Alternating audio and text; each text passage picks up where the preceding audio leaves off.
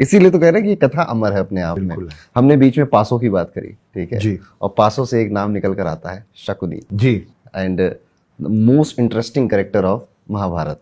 Correct. और शकुनी ने ही बहुत सारे जो वृतांत हैं महाभारत में उनको मोड़ा है। और श्री कृष्ण के कहा जाता है कि चालाकी में अगर श्री कृष्ण है सामने तो महाभारत में कोई उनकी टक्कर ले रहा था तो शकुनी ही था। सो आपको कैसा लगता है शकुनी? देखिए, अगर शकुनी नहीं होते तो कृष्ण बहुत आराम से बहुत पहले दुर्योधन को 5 गांव के लिए राजी कर चुके होते। 5 गांव दुर्योधन दे देता क्योंकि कृष्ण के समझाने में वो बात थी। लेकिन दूसरी तरफ शकुनी ऐसा डेविल पावर बन के खड़े हुए थे कि उनको मालूम था कि अगर दुर्योधन ये बात मान गया तो महाभारत का युद्ध नहीं होगा। पर आपको बड़ा अचरज होगा जान के कि जो शकुनी था वो किसी का हितैषी वेलविशर नहीं था। शकुनी चाहता था कि महाभारत हो और भाई भाई के खिलाफ खड़ा हो और पूरा कुरुवंश एक दूसरे को बर्बाद कर दे, नष्ट कर दे। तो उसके लिए जरूरी था कि महाभारत हो। और अगर दुर्योधन कृष्ण की कोई भी बात मान जाता तो महाभारत टल जाता। तो कृष्ण की बात का वजन लगातार दुर्योधन के कान में गिराने वाला वो शकुनी था। पर शकुनी ऐसा क्यों करता था? उसके पीछे एक बहुत ज्यादा इंटरेस्टिंग कहानी है। कहानी यह है कि हमको फिर भीष्म पितामह से मिलने जाना पड़ेगा, सॉरी, लेकिन मजा आएगा आपको। तो भीष्म पितामह भीष्म पितामह धृतराष्ट्र के लिए एक वधू ढूंढ रहे थे क्योंकि ये अंधे थे धृतराष्ट्र, तो इनके लिए वधू ढूंढना आसान काम था नहीं। तो एक छोटा सा राज्य था जिसका नाम था गांधार, जिसके जो राजा थे उनको गांधार नरेश बोला जाता था। ये गांधार वही है जिसको आज की डेट में आप और हम अफगानिस्तान के अंदर कंधार के नाम से आते हैं। वो छोटे से राज्य में जो उनकी जो प्रिंसेस थी, उनकी जो राजकुमारी थी, वो थी गांधारी। भीष्म पितामह बहुत ज्यादा बलशाली, बहुत ज्यादा ताकतवर थे, उनसे कोई लड़ने का सोच भी नहीं सकता था। वो पहुंचे और उन्होंने पूछा नहीं, उन्होंने फरमान सुना दिया कि हम आपकी बेटी को अपने कुरुवंश की वधू बना रहे हैं, हस्तिनापुर की रानी बनेगी। सबको मालूम था कि धृतराष्ट्र अंधे, लेकिन वहां पे गांधार नरेश बहस नहीं कर पाए, रोक नहीं पाए, मना नहीं कर पाए। जिस बात की तकलीफ शकुनी को उसी समय से थी। ये तो हो गया, शादी हो गई। शादी के बाद भीष्म पितामह को पता चला कि गांधारी जो थी वो मांगलिक थी, जो कि इन्होंने बताया नहीं। तो पुराने समय में माना जाता था कि कोई मांगलिक है तो पहले उसकी शादी बकरे से या पेड़ से या कुत्ते से करवा दो, क्योंकि ताकि जो भी उस मांगलिक, ये आप मुझसे बेहतर बता पाएंगे, पर मांगलिक दोष जो है वो पति के ऊपर नहीं आएगा और जो भी नुकसान होना वाला होगा उसको हो जाएगा। तो कई अभी भी पीपल के पेड़ से, घड़े से करवाते हैं, कुंभ विवाह कहते हैं, कुंभ विवाह कहते हैं, बकरे से करवाते थे, पेड़ से करवाते थे।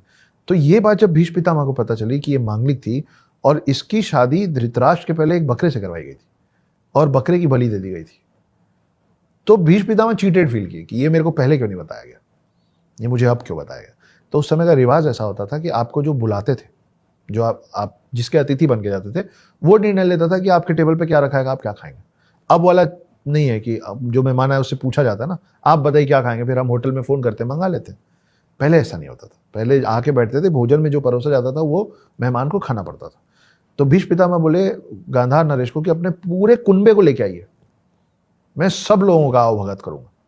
तो छोटा सा राज्य, उसका एक कुनबा, सारे रिश्तेदारों को लेकर अब गांधार नरेश आना ही पड़ा, आ गए।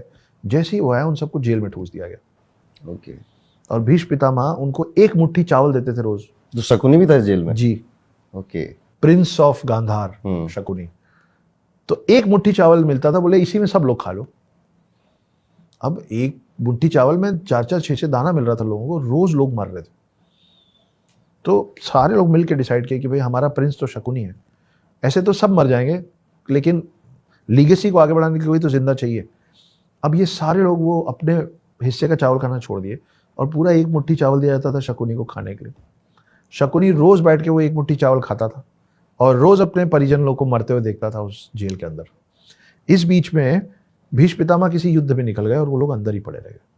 जब तक भीष्म पितामह लौटे तब तक सब मर गए थे सिवाय शकुनी के। और आखिरी में शकुनी के अलावा मरने में जो लास्ट थे वो गांधार नरेश खुद थे। गांधार नरेश बहुत कमजोर हो गए थे।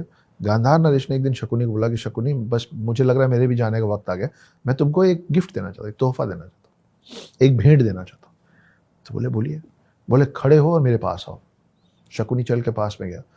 गांधार नरेश के शरीर में जितनी शक्ति बची थी पूरी शक्ति को अपने पैर में डाल के अपने ही बेटे के घुटने में इतनी जोर से लात मारी कि उसका घुटना टूट गया। शकुनी दर्द से कराहने लग गया और बोला ये क्या किया? बोले तुम इतने बड़े अय्याश हो कि जब तुम यहां से निकलोगे ना, थोड़े दिन में तुम वही राजपाट और बाकी सब, तुमको जुआ खेलने का इतना शौक, मदिरा पान का शौक, तुम भूल जाओगे कि यहाँ इतने समय इस जेल के अंदर क्या हुआ था। मैंने तुम्हारा घुटना तोड़ दिया। अब जब तुम चलोगे ना तो हर कदम में तुमको याद आएगा कि यहाँ हमारे साथ क्या हुआ था, क्योंकि अब तुम जीवन भर लंगड़ा के चलोगे। और रही बात उस भेंट की जो मैंने तुमसे प्रॉमिस किया था, बस मैं मरने वाला हूँ। मैं जब मर जाऊंगा ना तो मेरे जो शरीर की हड्डियां होंगी उसका अस्थि विसर्जन मत करना। उन हड्डियों से बनवाना 2 पासे। और ये जो तुम्हारा घुटना तोड़ा है ना मैंने, उसके एवज में तुमको ये शक्ति दे रहा हूं कि उस पासे में तुम जो चाहोगे वही आएगा। तो तुमको जुआ खेलने का शौक है ना, वो पासे तुमको कभी हारने नहीं देंगे। इसीलिए आप कभी भी महाभारत देखेंगे ना तो शकुनी ऐसे ऐसे ही करता रहता है, उस पासे को चेंज नहीं करता। वो पासा उसके पिता के हड्डियों से बना हुआ था।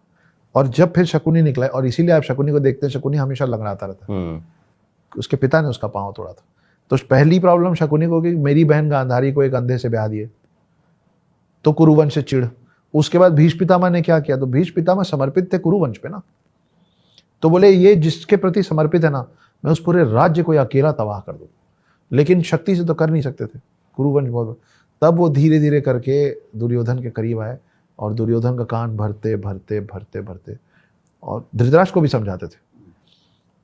उन लोगों को तैयार किया, वो पूरा बिसात बिछाया महाभारत का, जिसमें एक तरफ कृष्ण, पांडव और बड़े बड़े योद्धा, और दूसरी तरफ कौरव और कर्ण और भीष्म पितामह और द्रोणाचार्य और कृपाचार्य, खुद शकुनी, ये सब एक तरफ। तो महाभारत एक कथा बदले की भी है।